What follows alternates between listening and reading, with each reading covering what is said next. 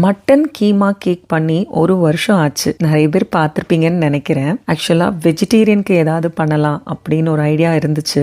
அதை செய்யறதுக்கு இப்போதான் நேரம் அமைஞ்சிச்சு. ஸோ ஸ்பைசி பன்னீர் கேக் அதை தான் இந்த வீடியோவில் ட்ரை பண்ணியிருக்கேன். அதை எப்படி பண்ணியிருக்கேங்கிறத பார்க்கலாமா? எக்லெஸ் ஸ்பாஞ்ச் கேக் ரெடி பண்ணி எடுத்துக்கிட்டேன் 1 kgல. அதுக்கப்புறம் ஃப்ரெஷ் க்ரீம் ரெடி பண்ணியிருக்கேன். பட் நல்லா தெரிஞ்சுக்கோங்க, க்ரீமில் நான் எந்த சுகரும் ஆட் பண்ணலை. அந்த க்ரீமுக்கே உண்டான மைல்டு ஸ்வீட்னஸ் மேபி இருக்கலாம். அதை தாண்டி எக்ஸ்ட்ரா எந்த ஸ்வீட்னஸும் நான் சேர்க்கலை. அது மாதிரி சுகர் சிரப்பில் நான் கேக்கை சோக் பண்ணலை. அதுக்கு பதிலாக அந்த பன்னீரோட அந்த ஸ்பைசி கிரேவிலேயே நான் அந்த கேக்கை ஃபுல்லாக கவர் பண்ணிட்டேன். இந்த பன்னீர் கிரேவியுமே வீட்டிலே செஞ்சது தான். ஸோ இந்த கிரேவி ஆல்மோஸ்ட் பன்னீர் பட்டர் மசாலா கொஞ்சம் செஷ்வான் மசாலா கலந்த மாதிரி இருக்கும். அந்த பன்னீர் பட்டர் மசாலாவுக்கு ஒரு சின்ன ஸ்வீட்னஸ் இருக்கும் இல்லையா, அதுவும் இருக்கும். அந்த செஷ்வானோட ஒரு ஸ்பைசினஸும் இருக்கும். ஸோ இது ஃபில்லிங்காக நான் கொடுக்க போகிறது க்ரீம் சீஸ். க்ரீம் சீஸில் செஷ்வான் சாஸ் சேர்த்து நல்லா பீட் பண்ணி எடுத்துக்கிட்டேன். அது ஃபில்லிங்காக கொடுக்க போகிறேன். ஸோ கேக்கை சோக் பண்ணது பன்னீர் கிரேவியில் சோக் பண்ணிட்டு அங்கங்கே குழம்புல இருந்து அந்த பன்னீர் கியூப்ஸையே எடுத்து கேக்கில்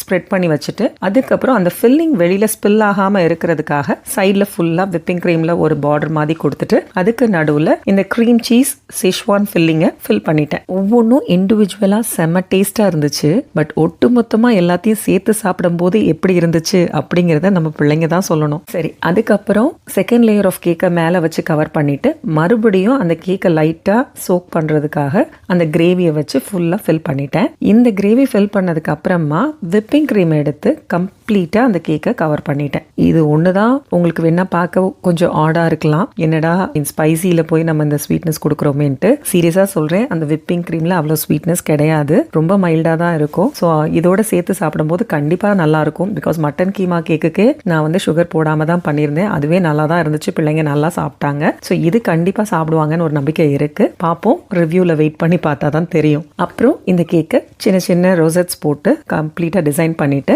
ரொம்ப பிளெயினாக ஒயிட்டாக இருக்கே கேக், ஏதாவது கொஞ்சம் டிசைன் இருந்தால் நல்லா இருக்குமே அப்படின்னு ஃபீல் ஆனதுனால அந்த கிரேவியில் இருந்த பன்னீர் கியூப்ஸை குட்டி குட்டியாக கட் பண்ணி அந்த ரோசட்ஸ்க்கு நடுவில் சுற்றி வச்சுட்டேன். நடுவில் ஃபில்லிங்க்கு பழையபடி அந்த cream cheese, Schezwan cream cheese இருக்கு இல்லையா, அதை ஸ்வர்ல்ஸ் மாதிரி சென்டரில் கொடுத்துட்டேன். பாடா, ஒரு வழியாக இந்த ஸ்பைசி பன்னீர் கேக்கை செஞ்சு முடிச்சாச்சு. இந்த கேக் எப்படி இருந்துச்சு அப்படின்னு பிள்ளைங்க சாப்பிட்டுட்டு சொன்னாதான் எனக்கு திருப்தியாக இருக்கும். ஸோ அவங்களோட அந்த ரிவ்யூவை பார்க்கறதுக்கு நெக்ஸ்ட் வீடியோ வரைக்கும் வெயிட் பண்ணுங்க. எந்த வித இன்டென்ஷனும் இல்லைங்க, சும்மா ஏதாவது புதுசாக ட்ரை பண்ணணும்னு ஒரு ஆசை, அவ்வளவே தான். அதுக்காக செஞ்ச முயற்சி தான் இது. ஸோ இதில் பெருசாக யோசிக்கிறதுக்கோ லாஜிக்காக திங்க் பண்ணுறதுக்கோ ரொம்ப சீரியஸாக பார்க்குறதுக்கோ எதுவுமே இல்லை. இது என் பிள்ளைங்களுக்காக நான் செஞ்சது. ப்ளீஸ் புரிஞ்சுக்கோங்க.